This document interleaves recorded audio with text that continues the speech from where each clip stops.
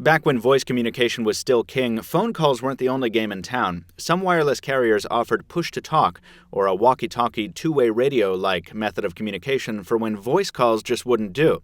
Recently, AT&T rebooted its own push-to-talk offering for North America, and thanks to our friends at the carrier, we've got some handsets to test it out. I'm Michael Fisher, this is Pocketnow, and this is your guided tour of enhanced push-to-talk on AT&T.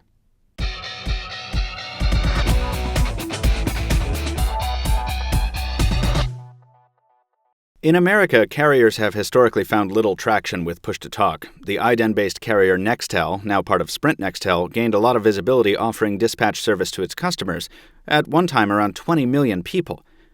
These days, that number of PTT users has shrunk to below 5 million, but other carriers are still trying to pick the Nextel carcass clean.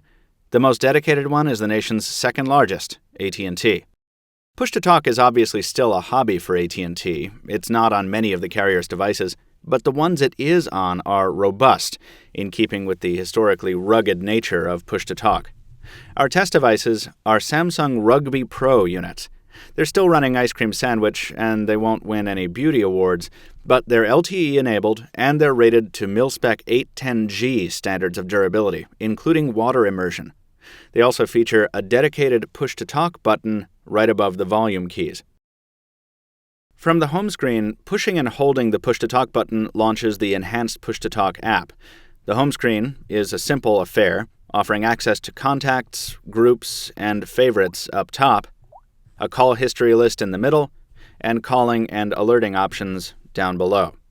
Because this is a data-based push-to-talk implementation, you can also set your availability, much like an instant message service or Google Voice or the iPhone's Do Not Disturb feature.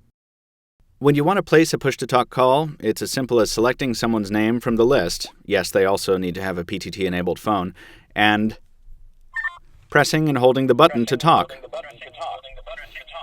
You're getting a lot of feedback there because these devices are right next to each other, but when you're through speaking, you release the button, and then the other person can press and hold to reply. Just like that. Yes, I'm testing these myself because no one wanted to test them with me. Womp womp.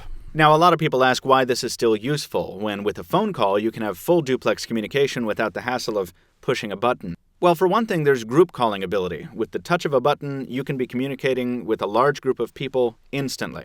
PTT is also faster. The setup time is quicker than a phone call, and you don't have to deal with protracted steps like leaving a voicemail and waiting for a response and all that kind of stuff. You push the button, you talk, you're either connected or you're not. The closest analogy is that it's like SMS for voice calls.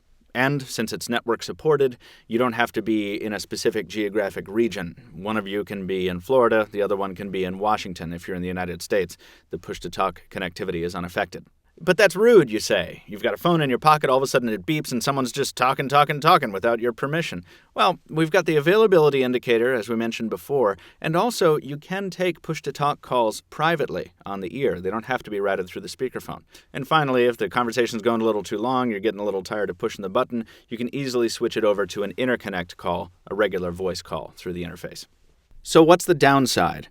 Well, unlike Nextel's old iDEN network, which was legitimate trunked dispatch radio, the AT&T push-to-talk solution is an app that ties into a data connection to transmit your voice. That has advantages. It means the service can run on a wider swath of Android devices, like the Galaxy S3, as well as the BlackBerry Bold and some specialized devices. The app itself isn't designed terribly well, though, with a UI that takes some getting used to, and there are a few rough edges here. And just like any data-based push-to-talk connection, the service is vulnerable to occasional timeouts, and if the server-side connection fails, you're in trouble. We ran into some problems when we tried downloading a routine update to the ePTT app from the Google Play Store, which momentarily broke our connection to the push-to-talk service. In general, it's less reliable than a dedicated dispatch solution. Of course, with the sunset of Nextel iDEN, even Sprint is using data-based push-to-talk, so these aren't problems unique to AT&T. They're just worth mentioning. When it worked, service was good, and the voice connection was clear, with typical latency of between 1 and 2 seconds. Very good for a data-based solution. That was over AT&T's LTE network. Your experience may differ over a slower connection. At $5 a month on top of a voice plan, or $30 a month for a push-to-talk only plan, is AT&T's enhanced PTT worth the price? Well, it's definitely a stronger offering than their earlier attempts, but with other highly rated push-to-talk clients on the Google Play Store like Voxer and Tickle, most of them free, it's hard to say. AT&T seems the carrier most dedicated to poaching disgruntled Nextel subscribers during the iDEN shutdown, though, and there are some specialized features here. AT&T claims interoperability with LMR and PMR radio systems. So if you're a business owner with dispatch needs, or a Sprint expat looking for a solid carrier-based push-to-talk solution, AT&T has options and a vested interest in keeping you happy. That alone might be worth the small monthly outlay. Folks, that's going to do it for us. We hope you enjoyed our guided tour of enhanced push-to-talk on AT&T in the United States. If you have a comment, please leave it on the post at pocketnow.com so we can get back to you. If you like the video, give us a thumbs up here. And if you don't want to miss anything, follow us on Twitter. Pocketnow Tweets is the official account.